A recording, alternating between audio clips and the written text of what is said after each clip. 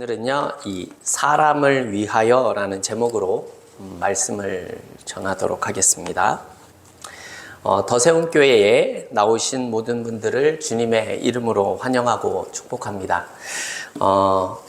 오늘 본문을 보게 되면요, 이 안식일에 대해서 이 바리새인들과 예수님과의 이 논쟁을 벌이고 있는 그런 내용이 보여지고 있습니다. 왜 이러한 사건이 생기고 있고 그 내용이 무엇인지를 우리가 생각을 해보도록 하겠습니다. 어느 안식일입니다. 예수님과 제자들이 밀밭 사이를 지나고 있었습니다. 그런데 배가 고팠는지 제자들이 밀밭 사이에서 밀을 잘라서 손으로 비벼 먹는 행동을 하게 됩니다. 그런데 이러한 것을 공교롭게도 바리새인들이 보게 되었고 예수님께 상당히 공격적인 태도를 보이며 질문을 하고 있습니다. 오늘 본문의 1절과 2절의 내용이 그것인데요. 제가 읽어보도록 하겠습니다. 그때에 예수께서 안식일에 밀밭 사이로 가실새 제자들이 시장하여 이삭을 잘라 먹으니 바리새인들이 보고 예수께 말하되 보시오 당신의 제자들이 안식일에 하지 못할 일을 하나이다 이렇게 말씀합니다. 바리새인들의 주장은 이것이지요. 왜 안식일에 해서는 안 되는 일을 당신의 제자들이 하고 있는 것입니까? 이런 내용이죠. 이러한 안식일 논쟁은요, 사실은 이 안식일 자체에 대한 이 견해 차이에서 비롯된 것은 아닙니다.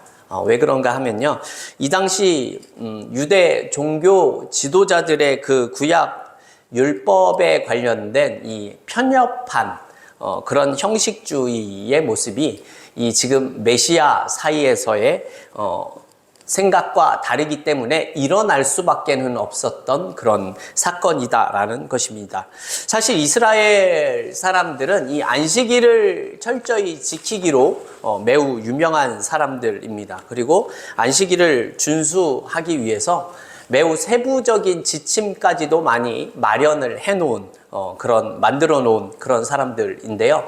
이런 유대인들에게 있어서 대표적인 율법, 두 종류의 율법서가 있었습니다. 하나는 뭐냐 하면요, 우리가 잘 알고 있는 그 율법서인 토라, 즉 이 모세 오경을 고유의 경전으로 가지고 있었고요. 그리고 이것을 쉽게 풀이하는 해설서로 미시나라는 것이 있었습니다. 그 외에도 많은 경전들이 있었지만 이 유대인의 생활과 이 종교 양식을 결정하는 문서가 이 두 가지의 문서입니다. 그들은 이 모세오경을 바탕으로 해서 한 6,000가지 정도의 율법을 만들어냈습니다. 그리고 그 중에서 중요한 율법이 613개가 있는데요. 그 적극적으로 해야 한다라는 율법이 248가지가 있고요. 해서는 안 된다 하는 율법이 365가지가 있습니다.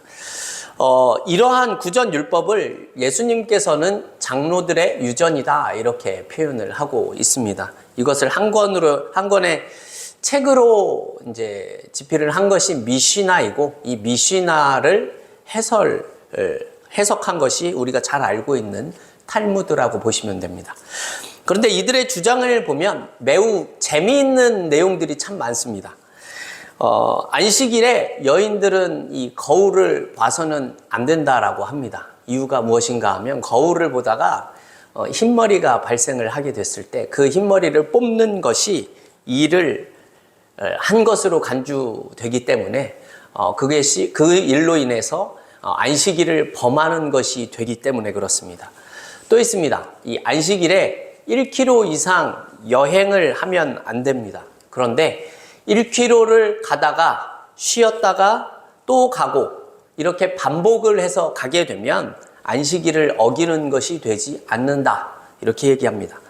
또 안식일에 물건 같은 것을 공중에서 던지거나 받을 때 한 손으로 2번을 받게 되면 일한 것으로 간주하는데 한 손으로 오른손으로 받았다 왼손으로 받았다 하는 것은 그 율법을 어긴 것이 아니라고 합니다. 안식일을 어긴 것이 아닌 행동이라고 하죠.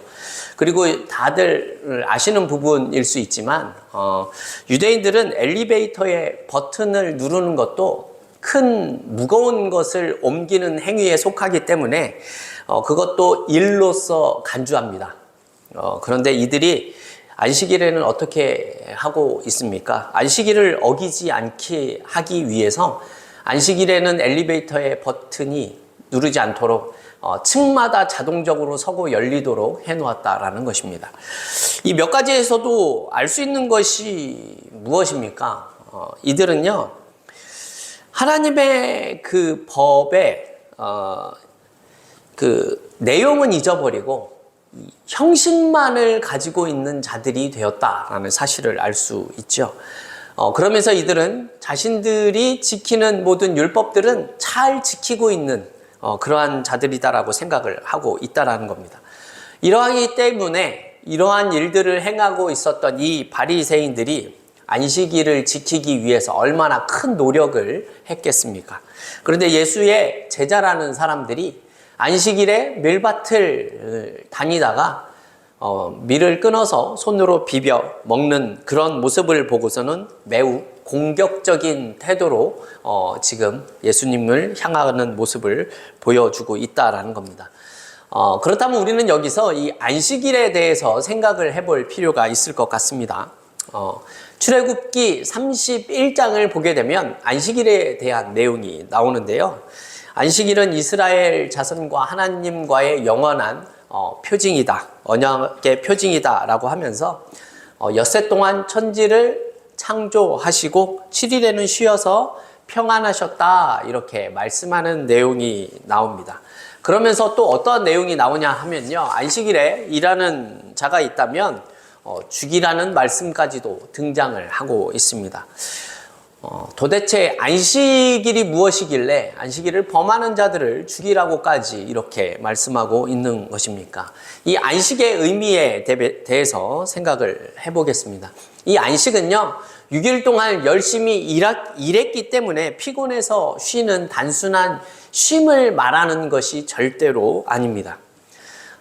하나님께서 창조 때에 이 모든 것을 완벽하게 행하셨기 때문에 그것을 기념하여 쉬는 것을 안식이라고 하는 겁니다. 이러한 내용이 우리 모두가 다 알고 있는 안식의 개념이죠. 그러나 우리가 기억해야 할 게 있는데요. 하나님께서 완벽하게 모든 것을 다 이루셨다라는 말을 기억할 필요가 있습니다. 하나님이 행하신 일들이 완전하다라는 말 안에는 어떠한 뜻이 담겨져 있는 것입니까? 완전하기 때문에 더 이상 무엇을 더 할 필요가 없다라는 의미를 가지는 겁니다. 그러니까 우리가 무언가를 할 필요도 없고 할 일이 있을 수 없다라는 것이죠. 하나님께서 행하신 일들을 그냥 기념하며 안식하면 되는 것이다 라는 내용입니다. 이런 내용을 생각을 해보게 되면 이 제자들의 행동은 매우 잘못된 행동처럼 보여집니다. 하지만 예수님의 대답은 우리가 생각하는 것과는 조금 다른 그러한 이야기를 하고 계십니다. 3절부터 5절의 말씀 우리 같이 한번 읽어볼까요? 3절부터 5절 말씀 읽겠습니다. 예수께서 이르시되 다윗이 자기와 그 함께한 자들이 시장할 때에 한 일을 잃지 못하였느냐? 그가 하나님의 전에 들어가서 제사장 외에는 자기나 그 함께한 자들이 먹어서는 안 되는 진설병을 먹지 아니하였느냐? 또 안식일에 제사장들이 성전 안에서 안식을 범하여도 죄가 없음을 너희가 율법에서 읽지 못하였느냐? 아멘. 다윗이 이 사울 왕에게 쫓겨 다닐 때에 제사장 외에는 먹어서는 안 되는 진설병을 먹은 이야기를 하고 계십니다. 또 안식일에 제사장들은 이 성전 안에서 머물기 때문에 제물을 드리기 위해서 동물을 잡고 또한 곡식을 드리는 자들은 곱게 빠는 그런 노동을 실제로 했었습니다. 그런데 놀랍게도 예수님의 답변은 이 바리새인들의 그 태도에 대해서 마치 율법을 범해도 괜찮은 것 같다라는 이야기를 지금 하시고 계시다라는 것이죠. 다윗이 시장하다라고 나온 말의 뜻을 보면 매우 배가 고프다, 굶주리다라는 의미를 가지고 있습니다. 그런데 이게 그냥 단순히 이런 육체적인 모습만을 의미하는 게 아닙니다. 심적으로나 영적으로도 이 간절한 욕구를 묘사하는 뜻까지도 가지고 있는 그런 모습입니다. 물론 다윗과 이 예수님의 제자들은 육체적인 굶주림을 느꼈었던 것이 맞죠. 그 굶주림을 채우기 위해서 이 성막 안에 있는 진설병을 먹었습니다. 그리고 곡식에 이삭을 먹었다라는 그런 내용입니다. 그런데 이 다윗의 이런 행동에 대해서 구약의 성경이나 이 신약에서 또 예수님께서 이들을 정죄하고 있는 그런 부분은 나타나지 않고 있다라는 것을 우리가 기억할 필요가 있습니다. 그리고 다윗이 먹은 진설병은 이 성소 안에 있는 그런 것이 아닙니다.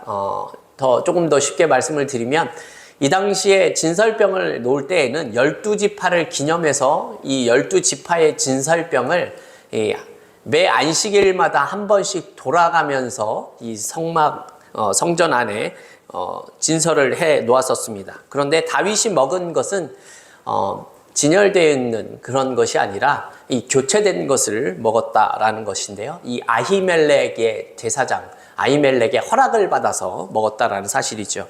물론 하나님께서는 안식일에 아무 일도 하지 말아라 이런 이야기를 하신 것이 맞습니다. 하지만 제사장들은 매 안식일마다 말씀드렸지만 동물과 곡식으로 제사를 드리라고 또한 율법에서 성경에서 말씀하고 있습니다. 이러한 행위는 성전에서 하나님을 예배하는 그 일 중에 하나이기 때문에 안식일 규정에 그 율법에 위반되는 일이 전혀 아니다라는 것이죠. 하나님께서 안식일의 규정을 만드신 목적은요, 사람들의 행동을 제한하고 자유를 제한하기 위해서, 구속하기 위해서 만드신 것이 아니다라는 겁니다. 사람을 6일간의 노동과 피로에서 해방시키고 하나님을 생각하도록 하나님께 집중하도록 하기 위해서 정하신 것이지요. 그래서 예수님께서도 이러한 말씀을 우리에게 말씀하고 계십니다. 오늘 본문과 이 똑같은 사건이 마가복음에도 나오는데요. 마가복음 2장 23절에서 28절의 내용을 보면요. 오늘 본문의 내용과 거의 비슷한데 다른 내용이 들어간 것이 한 가지가 있습니다. 27절을 제가 읽어보겠습니다.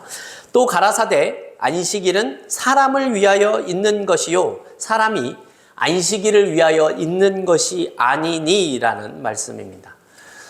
이 마가복음의 내용과 오늘 본문인 마태복음의 이 내용 중에 다른 것이 하나가 있다라는 것이죠. 그것이 무엇이냐 하면 사람을 위하여라는 내용이 들어가 있다라는 내용입니다. 안식일이 사람을 위하여 있는 것이다라고 지금 말씀하고 있습니다. 안식일을 위하여 사람이 존재하는 것이 아니라고 이렇게 얘기를 하죠. 이 사람을 위하여라는 이 내용이 이 기독교의 신앙에서 놓쳐서는 안 되는 매우 중요한 부분이라는 사실을 우리가 기억할 필요가 있습니다. 왜 그렇습니까? 왜 그런가 하면 성경을 자세히 보면 하나님께서는 인간을 굉장히 위하고 계십니다. 다른 피조물들과 비교를 해봤을 때 매우 편파적인 모습을 보일 정도로 인간에게만은 다른 모습을 보여주고 있습니다. 그 내용이 무엇입니까? 하나님은 인간만을 자신의 형상대로 만드시게 됩니다. 그리고 이 세상을 다스릴 수 있는 그런 권한까지도 행사하도록 주셨습니다. 심지어 이 범죄한 인간을 위해서 자신의 하나밖에 없는 독생자까지도 허락을 해 주심을 통해서 자신의 독생자를 십자가에 매다시는 것을 주저하지 않으신 분이십니다. 이것이 기본적으로 우리를 향한 하나님의 마음이고요. 하나님은 이러한 성품을 가졌다라는 사실을 우리가 알고 있어야 한다는 겁니다. 하나님은 사람들에게 은혜 베푸시는 것을 기본적으로 원하고 계십니다. 심판하는 것을 기본적으로 원하는 분은 아니시다라는 겁니다. 하나님은 특별하게 사람을 더 위하고 있다라는 내용을 우리가 알고 있어야 하는 것이죠. 하지만 우리는 이런 하나님을 오해하는 경우도 많이 있습니다. 어떤 경우인가 하면 하나님을 너무나 무섭고 무정한 분으로 생각할 때도 있다는 것이죠. 어떠한 일들에서 이러한 이러한 일들이 나타나게 되냐 하면요. 옳고 그름을 따지는 경우에서 이런 것들을 생각하게 됩니다. 이러한 것들이 자연스럽게 우리 안에 들어와서 우리가 또 어떠한 모습을 보이게 되냐 하면요. 우리는요, 이 공동체 안에서 다른 사람의 행동들에 대해서 지적하는 모습을 보일 때가 있습니다. 근데 그것이 지적을 하는 것으로 끝나는 것이 아니라 그 지적하는 것을 통해서 자신의 신앙은 옳다라는 사실을 드러내기도 하고요. 이 지적을 당한 사람들은 이 잘못된 것을 말하는 것으로 끝나는 것이 아니라 그들의 신앙 자체가 잘못되었다라는 것까지 말씀하기도 합니다. 오늘 본문에서 이 안식일을 지켜야 하는 율법으로 제자들을 지적하는 이 바리새인들의 모습이 딱 이와 같다라는 것이죠. 우리는 율법의 용도를 이 사람을 지적하고 몰아세우는 때로 사용하는 일 또한 있습니다. 나는 옳고 내가 하는 말은 다 맞는 것처럼 생각되지만 상대방이 하는 말과 행동은 틀렸다라고 생각을 하는 것이죠. 하나만 틀린 것이 아니라 그 사람 자체가 틀렸다라고 생각을 하는 경우도 있다라는 겁니다. 물론 율법의 용도는 죄를 깨닫게 하는 아주 중요한 역할을 하고 있습니다. 여러분, 그렇다면 왜 죄를 깨닫게 하시는 것입니까? 죄를 깨닫게 하는 이유는요, 이 죄를 알게 됐으니 다시는 그 죄를 짓지 말아라 하는 의도를 가지고 있는 겁니다. 즉, 율법은 죄를 억제하고 우리를 죄에서 멀리 떠나게 하기 위해서 존재하는 것이다 라는 겁니다. 율법이 존재하는 이유는 사람을 위해서 존재하는 것이다 라는 말씀이지요. 이 가치는 사실은 우리를 죽이기 위함이 아니라 살리기 위함이다 라는 것입니다. 이를테면 율법은 울타리와 같은 겁니다. 울타리. 양을 치는 목장에서 울타리를 쳐놓는 이유가 무엇이겠습니까? 이 양을 보호하기 위해서입니다. 다른 동물들이나 위험으로부터 양을 보호하기 위함이지 먼저는 양을 가둬놓을 목적으로 울타리를 만들지는 않는다라는 겁니다. 양이 울타리를 넘어가거나 다른 것이 울타리를 넘어올 때에 넘어오게 되면 위험에 처할 수 있기 위해서 처하게 되기 때문에 그것을 방지하기 위한 목적이다라는 겁니다. 하지만 본문의 바리새인들은 어떠한 모습을 보이고 있습니까? 이 율법을 이용해서 사람을 위하는 것이 아니라 지금 예수님의 제자들을 보며 그들을 잡을 생각을 하고 있다라는 겁니다. 예수님께서 다윗이 진설병을 먹고 제사장이 안식일에도 일을 한다라고 말을 하는 것은 너희들이 생각하는 율법을 어겨도 좋다는 의미로 말씀하고 있는 것이 아닙니다. 율법의 의도가 사람을 잡기 위함이 아니다라는 사실을 말씀드리고자 하는 것이죠. 예수님의 의도는 너희 바리새인들이 하는 그 행동과 신앙의 양식이 율법을 잘못 이해하고 있는 것이다 라는 사실을 바로잡기 위해서 하시는 이야기입니다. 그래서 예수님께서는 오늘 본문 7절의 말씀을 이야기를 하십니다. 우리 오늘 7절 말씀 같이 한번 읽어보겠습니다. 나는 자비를 원하고 제사를 원하지 아니하노라 하신 뜻을 너희가 알았더라면 무죄한 자를 정죄하지 아니하였으리라. 아멘. 나는 자비를 원하고 제사를 원치 않는다라는 이 내용은요, 사실 호세아서 6장 6절의 말씀을 인용해서 예수님이 말씀하신 겁니다. 왜 이런 말씀하신 거냐 하면, 호세아서에서 그런 말씀하셨냐 하면요, 제사를 드렸으니 모든 것이 다 만사 오케이다라는 뜻으로 이야기를 하는 게 아니다라는 겁니다. 하나님께서도 우리를 향한 이러한 자비가 있으신 분이십니다. 제사를 드리는 겉모습만 보였다고 해서 하나님께서 우리를 훌륭한 하나님의 사람이 되었다라고 말씀하고 있지 않다라는 것이죠. 내가 율법을 잘 지키고 있다면 율법을 잘 지키지 못하는 사람을 정죄하는 것이 아니라 그 사람이 율법을 잘 지킬 수 있도록 도와줄 수 있는 그러한 자비의 모습이 있어야 한다라는 의미로 바리새인들에게 말씀하고 있다라는 겁니다. 하나님은 단순히 제사를 지내는 사람보다 이 하나님의 긍휼과 자비를 알고 있기 때문에 그 긍휼과 자비를 가지고 사람을 도와줄 수 있는 그런 사람들을 원하고 계신다라는 말씀입니다. 그러나 때로는 이러한 긍휼이나 자비는 이 옳고 그름과 충돌되어 보일 때가 있는 것이 사실이지요. 쉽게 말씀을 드려서 하나님의 사랑과 공의가 때로는 충돌이 되는 것처럼 보여질 때가 있습니다. 사실 이 둘의 가치는 동일합니다. 동일하지만 저는 이 인간의 이 연약함 때문에 이렇게 생각을 하고 있습니다. 하나님은 우리를 사랑하시기 때문에 공의가 필요한 것입니다. 우리를 하나님께서 살려놓고 하나님이 원하시는 그 법 안에서 잘 살도록 꼭 지켜야 하는 것이 공의라는 말씀입니다.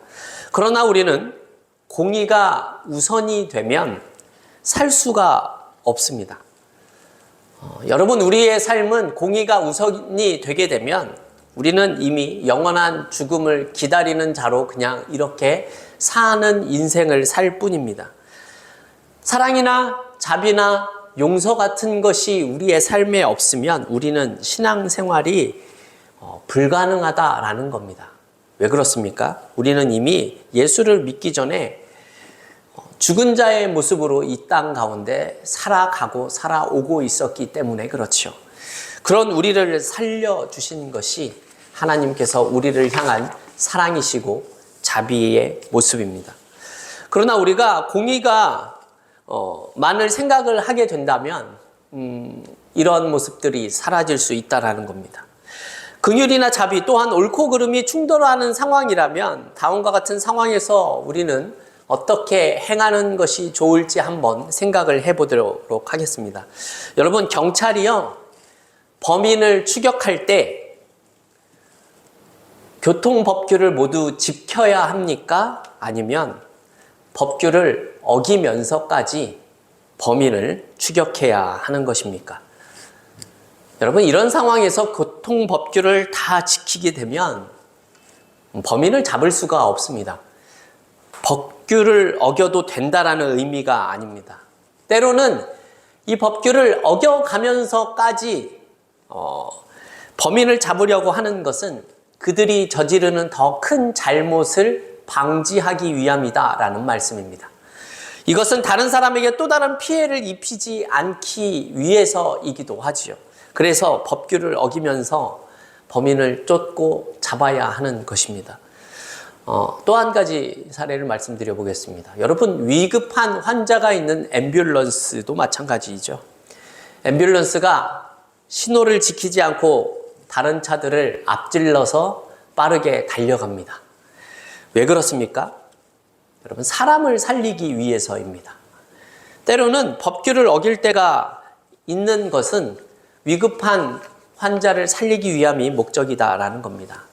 여러분, 환자가 있는 앰뷸런스를 교통 위반을 했다고 해서 경찰들이 쫓아와서 과속이나 신호 위반 딱지를 떼게 된다면 자신의 일을 잘하는 교통 경찰이라고 우리는 말할 수 있을까요? 아마 신문에 날 정도로 큰 욕을 먹는 행동이 될 겁니다. 지금 바리새인들이 하는 행동이 이와 같다는 겁니다. 그러나 오늘 본문에 나오는 바리새인과 같은 눈으로, 이러한 마음으로 우리가 하나님을 믿고 있다면 어떻게 되겠습니까? 우리도 바리새인들과 비슷한 모습을 보일 수밖에는 없는 사람들이 되는 겁니다. 우리가 하나님의 말씀으로 사람을 세우는 것이 아니라 하나님의 말씀으로 그 사람을 어렵게 만드는 일을 한다라는 겁니다. 예수를 믿는 자들은 때로는 그래서 옳은 자가 되고 옳은 삶을 사는 것을 원하고 그렇게 되는 것을 매우 중요한 가치로 여길 때가 있습니다. 그런데 여러분, 옳은 자가 되는 것이 그렇게 중요하지 않을 수도 있습니다. 왜냐하면요, 예수를 믿는 자들은 옳은 자가 아니라 옳게 만드는 자들이 되어야 하기 때문에 그렇습니다. 왜입니까? 하나님의 은혜가 우리를 옳게 만드는 자로 만들었기 때문에 그렇습니다. 원래는 영원한 죽음에 있어야 할 우리의 모습 아닙니까? 그죠? 내가 받은 은혜로 내가 옳은 자가 되었던 것처럼 이제는 다른 사람들에게 그 받은 은혜를 베풀어서 그들이 옳은 자가 될 수 있도록, 옳게 만드는 자를 될 수 있도록 우리가 도와줄 수 있어야 한다라는 겁니다. 다른 표현을 하게 되면 먼저 예수를 믿은 자들이 그들을 위해 기다려 줄 수 있는 모습이 필요하다라는 겁니다. 때로는 속이 터지고 답답하게 느껴지고 내가 생각하는 것보다 더디게 잘하고 화가 나더라도 우리 믿는 사람들은 그들을 위해서 기다려 줄 필요가 있습니다. 왜 그렇게 해야 하는 것입니까? 여러분, 우리는 잘 못 느낄 수도 있지만 우리가 지금 이 자리까지 올 수 있었던 이유가 누군가 나에게 그렇게 기다려 주었었기 때문에 가능했었다라는 겁니다. 그래서 우리는 내 눈에 차지 않고 내 생각보다 더디게 잘하고 성장하는 것 같더라도 기다리는 모습이 필요한 겁니다.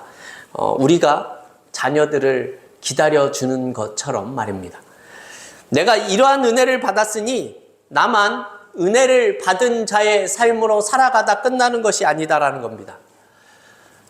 그렇게 살지 못하는 자들을 위해서 도와줄 수 있는 모습이 필요하다라는 거죠. 우리 예수를 믿는 자들은 그러한 자들이 되어야 하는 겁니다. 우리 더세운교회 성도 여러분, 하나님이 우리에게 주신 율법은 사람을 위하려고 하시는 하나님의 의도가 있음을 우리는 기억해야 합니다. 우리는 율법을 범해서 죽어야만 한 우리였는데 그런 우리를 하나님께서 찾아오셨다라는 사실을 우리는 기억해야 합니다. 그래서 우리도 이제는 이러한 하나님의 마음을 알고 사람을 살리는 일에 사용되어야 하는 것입니다. 여러분, 이제 곧 성탄절이 오게 됩니다. 아기 예수가 이 땅 위에 오신 이유가 무엇인지 아십니까? 여러분, 우리를 얻기 위해서 이 땅 위에 오신 겁니다. 오늘 설교 제목을 말씀드린 것처럼 사람을 위해서, 사람을 살리기 위해서 이 땅 위에 오신 겁니다. 저와 여러분은요, 이 바리새인들의 눈을 벗어나서 하나님의 눈으로 살아갈 수 있는 그런 귀한 하나님의 사람들이 다 되어질 수 있기를 주님의 이름으로 축원합니다.